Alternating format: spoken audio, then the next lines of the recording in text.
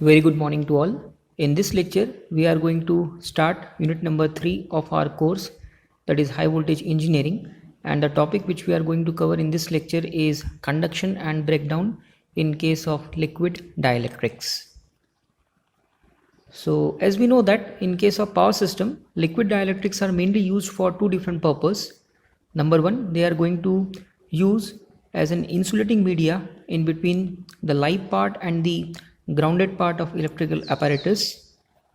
Apart from this, they are also going to be used as a cooling media in case of electrical apparatus.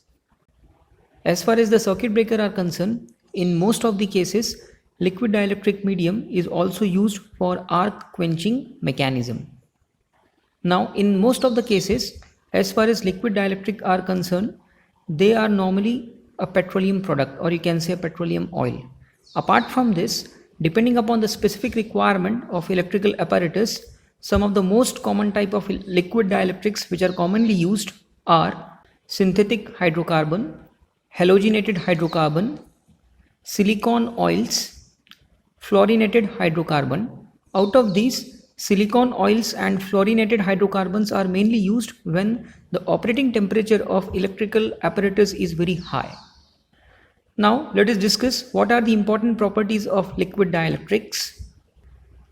So the first property is dielectric strength. They must offer a very high magnitude of dielectric strength in order to use as an insulating media in between the live part and the grounded part of electrical apparatus. Next property is dielectric constant. Actually, dielectric constant is defined as the ratio of permittivity of a substance to the permittivity of free space. So mathematically it is nothing but epsilon divided by epsilon naught, where epsilon naught indicate the permittivity of a free space. Third is electrical conductivity. Now suppose if you are interested to use liquid dielectric as an insulating media, they must offer very less electrical conductivity. Fourth one is viscosity. Fifth one is thermal stability. They must have very high stability as far as thermal conditions are concerned. Specific gravity, flash point and fire point. To be very specific, the magnitude of flash point and fire point for liquid dielectric must be very high. Now let us discuss what are the factors which affect the dielectric strength of a liquid. Practically it was found that there are basically two main factors which affect the magnitude of dielectric strength of liquid. First one is the presence of water molecule, or you can say water droplet in it, and second one is the presence of foreign particle. It was found that even if the water is present in a very small amount, that is 0.01%, then it will decrease the dielectric strength of a liquid by 20%. On the other hand, if some foreign materials, or you can say fibrous materials, are present in liquid dielectric, then definitely its strength is drastically going to reduced. So from the above discussion, it is very clear that it is our whole and sole responsibility to remove all the moistures, or you can say contaminations, if they are present in liquid or oil, before using them as a dielectric medium. Now let us consider the dielectric properties of some of the most common type of liquid which are commonly used as a dielectric media in case of electrical apparatus. So this table indicate the dielectric property of various liquid dielectric medium which are used in transformer, capacitor, cable and silicon. So from the table it is very clear that the relative permittivity at 50 Hz in case of transformer oil is in the range of 2.2 to 2.3. In case of capacitor oil it is 2.1. In case of cable oil it is 2.3 to 2.6, and for silicon it is 2.7 to 3. In the same way, you can go through this table which identify the variation of various dielectric properties of a liquid dielectric medium which is commonly used in case of transformer, capacitor, cable and so on. Now let us discuss the concept of pure and commercial liquid. So what is pure liquid? A liquid is said to be pure if it is chemically pure in nature, it is simple in structure and do not contain any impurity even in a part of 1 in 10 to the power 9. So those type of liquids are called as pure liquid. On the other hand, what are commercial liquid? Commercial liquids are defined as a type of liquid which are chemically impure in nature, has complex structure and contain a mixture of complex organic molecule in it. So those type of liquids are called as commercial liquid. Now the behavior of commercial liquid is unpredictable. Practically it was found that no two oil taken from the same container will behave identical in nature.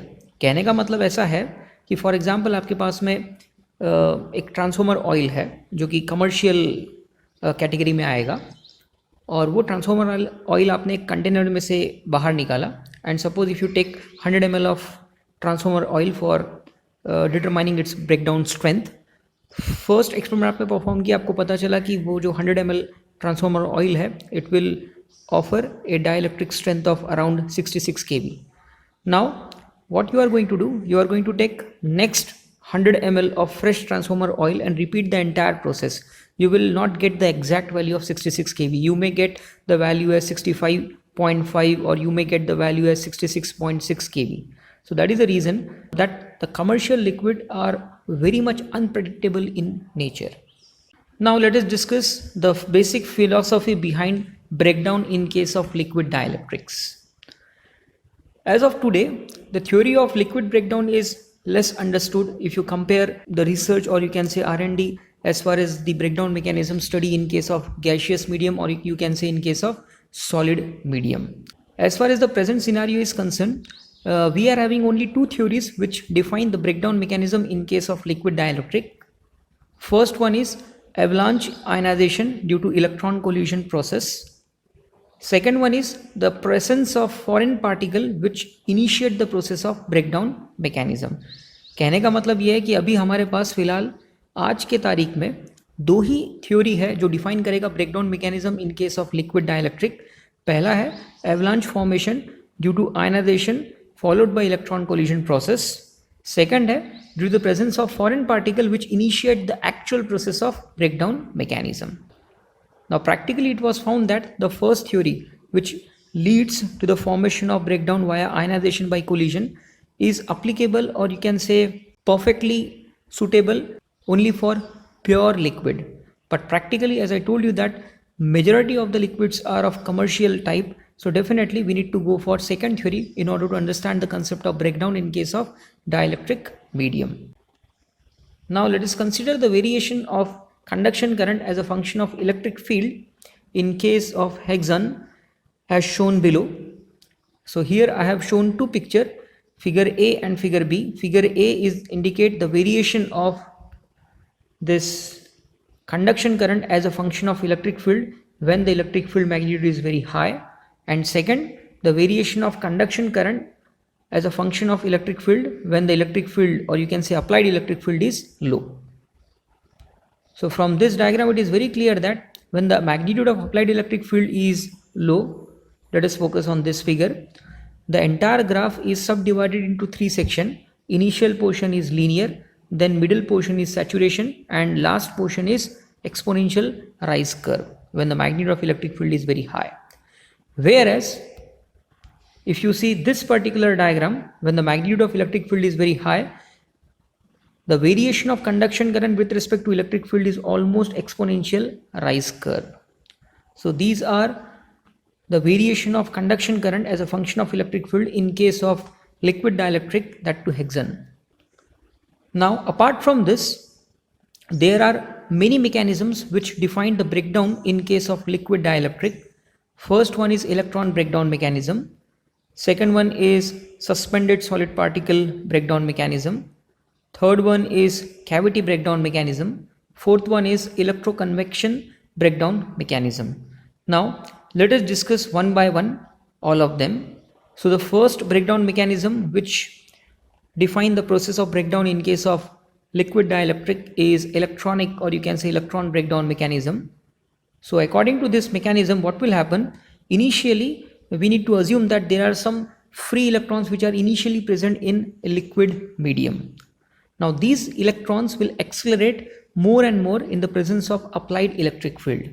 Now what will happen? because of that acceleration, they will gain energy in the form of kinetic by the virtue of its motion. And if the energy received by these electrons during the acceleration process is more than the ionization potential of liquid molecule, then we can say that the process of avalanche initiated. And mathematically we can explain this process via this equation, where left hand side of this equation, that is this small e multiplied by lambda multiplied by capital E, indicate the amount of energy gained by electron, that is small e, when it travel a mean free path of lambda in the presence of applied electric field in a liquid medium before collision. In the same way, right hand side of this equation, that is capital C multiplied by H into V, indicate the amount of energy required to detach the electron from liquid molecule.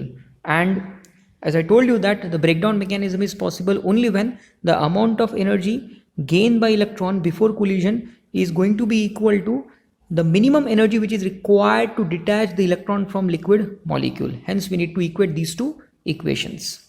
So with the help of this mathematical equation, we can easily define the concept of breakdown because of electron in case of liquid dielectric. Thank you.